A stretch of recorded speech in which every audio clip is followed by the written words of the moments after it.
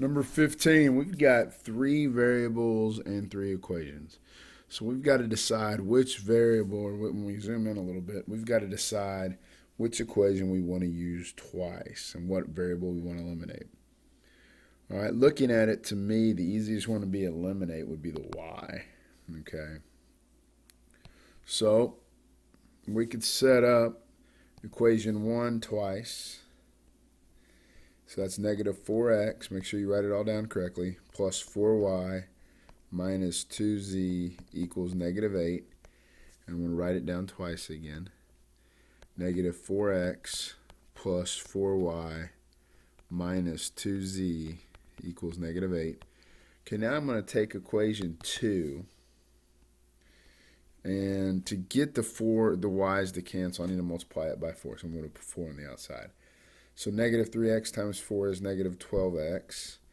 Negative y times 4 is negative 4y. 4z times 4 is plus 16z. And 0 times 4 is 0. Okay, now I'm going to take equation 3. And I'm going to multiply it by 2 to get to be negative 4y. So it's 2x times 2, so that'd be 4x. Negative 2y times 2, so that'd be negative 4y. And 3z times 2 is 6z equals, and negative 4 times 2 is negative 8. So I'm going to start with the one on the right, and we're going to add those together to create a new equation, equation 4. Negative 4x plus 4x is 0. 4y minus 4y is 0. Negative 2z plus 6z is 4z. Negative 8 plus negative 8 is negative 16. So divide each side by 4. My z value is negative 4. So again, we're not so worried about solving the equation as much as eliminating answers in a multiple choice. So my z value is negative 4. All right, go over to the next equation. Let's go ahead and finish this side. Negative 4x minus negative 12x is negative 16x. The y's cancel. Negative 2z plus 16z is 14z. And negative 8 plus 0 is negative 8.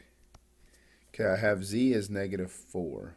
Okay, so we can go ahead and plug that in. So I can get negative 16x plus 14 times negative 4 equals 8. Sorry, negative 8.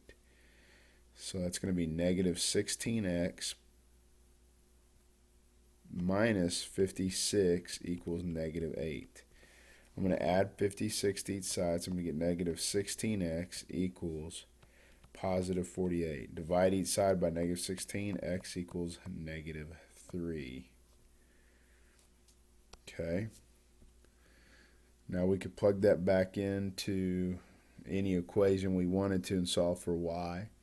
But there's really no need to because we have x is negative 3 and z is negative 4. So our answer is C. Moving on. Solve the system of inequalities by graphing. Okay. First thing is always get it in slope-intercept form. It's the easiest way to do it. So the first one is y is less than or equal to negative 3x minus 1. That negative 1 represents a y-intercept. Negative 3x means it's going to go down 3 and over 1. And it's shaded below. So this area, that's correct. And the other one says y is greater than 3x minus 2. Y-intercept of 2, slope of positive 3. And it's greater than that. So it would be on the other side. So we really need to be looking at shading something in this area. So let's look at the next ones. Okay, so C we know is wrong. Just because it should have been shaded below one side. Okay, B looks promising, but look where they intersect at. I know my y-intercepts happen at negative 1 and negative 2. So there's a y-intercept at negative 1, negative 2. Below this line and above this line. So the answer must be D. 54. Some more. We love it. X is greater than or equal to -2, so I need a line at -2, solid, and it should be, it says greater than, so it should be shaded to this side. And then Y is greater than 3, so I should have a dotted line at 3, and it should be shaded above.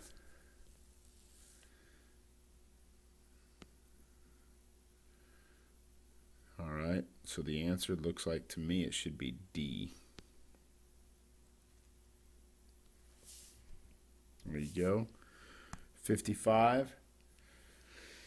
Y is greater than -3x minus 4, so I need a y-intercept at 4, solid line. It's going to be greater than, so here's my line. Should be greater than on this one. Okay, the next one has a y-intercept at 1. I'm going to do that in a different color. Should have a y-intercept at 1 and a slope of 1/3, so rise over run is 1/3.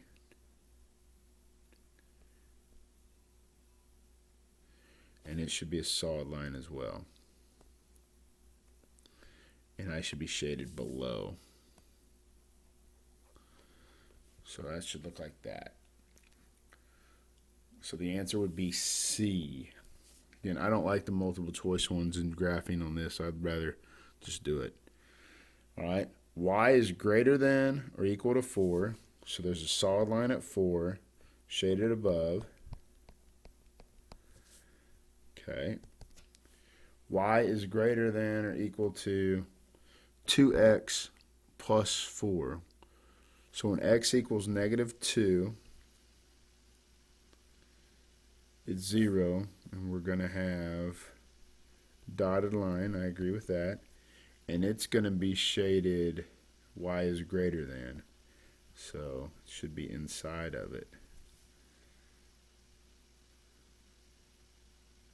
So the answer is C. Okay, 57.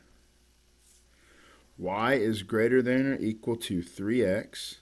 So it's a y-intercept of 0, a slope of 3, solid line, and we should be shaded above that. Okay, we should be shaded above that. The next one is y is greater than, so it should be a dotted line, absolute value of x plus 2 minus 3. So x has to be -2. So to plot this, -2, down 3, 1, 2, 3, should be a dotted line, and y is greater than that as well, correct? So I should be shading in this area. So where the red is what it should look like.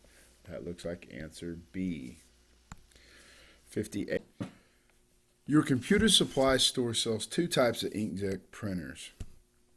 The first type A costs $137, and you make a $50 profit on each. The second type B costs $100, and you make $40 on each. You can order no more than 100 printers this month, and you need to make at least $14.40 on profit on them.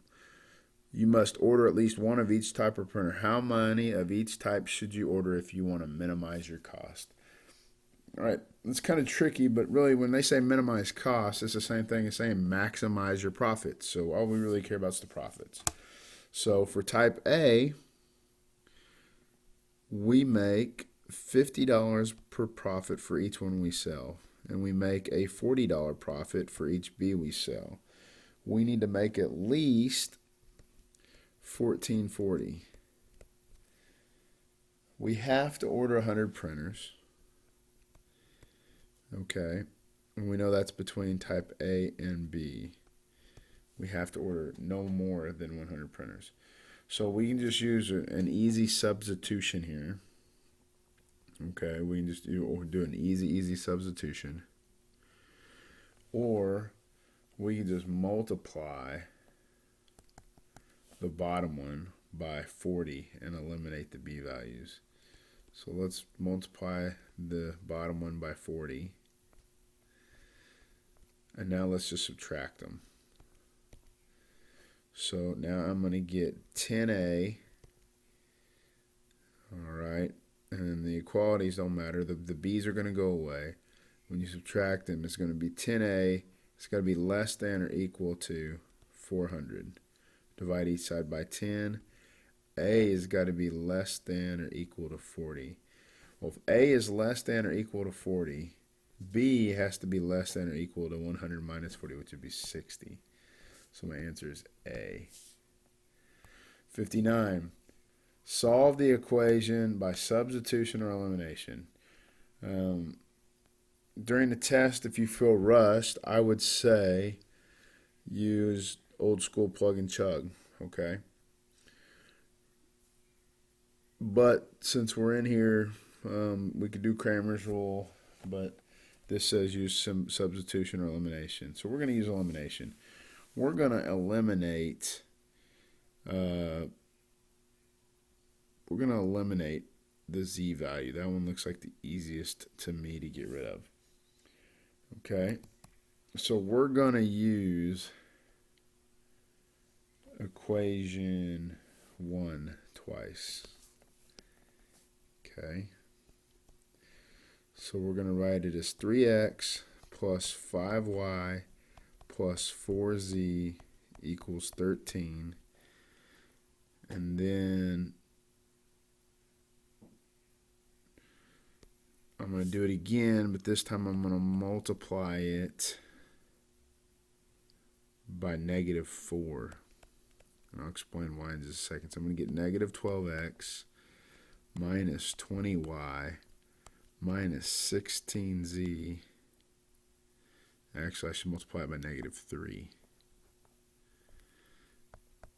So it's going to be negative 9x minus 15y minus 12z equals negative 39.